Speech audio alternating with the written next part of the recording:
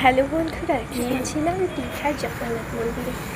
এখানে এত সুন্দর করে পদ্ম ফুল, শালুক ফুল এইটার পাতাটা মাথা হয়ে যাবে।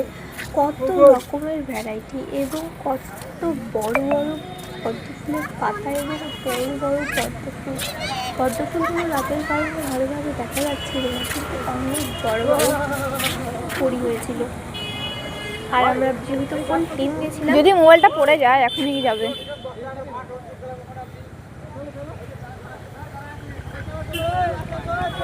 আর আমরা সবাই মিলে গেছিলাম।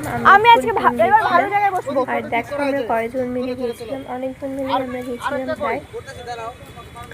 এটা শুধুমাত্র দীঘার জগন্নাথ মন্দিরের কিছুটা বাইরের সিনটা দেখালাম, ভিতরের সিনটা আসবে আগের পরের পাশে। দেখো ঝর্ণাটা কত অপূর্ব লাগছে। যতটা পেরেছি ক্যামেরা বন্দি করে রেখেছি। এটাতে আরে ওই যে জাহাজের যে এটাতে দেখো 12 জন আছে, 12 জন 10 টাকা করে। তারপর আমরা একটা টোটো নিই।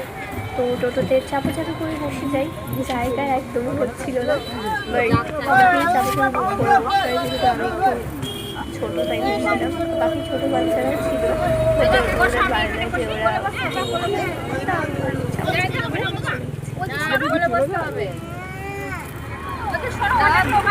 আর এই যে দেখো দীঘার জগন্নাথ মন্দিরের ছোট একটু সিনটা দেখালাম। আমাকে একটা দে।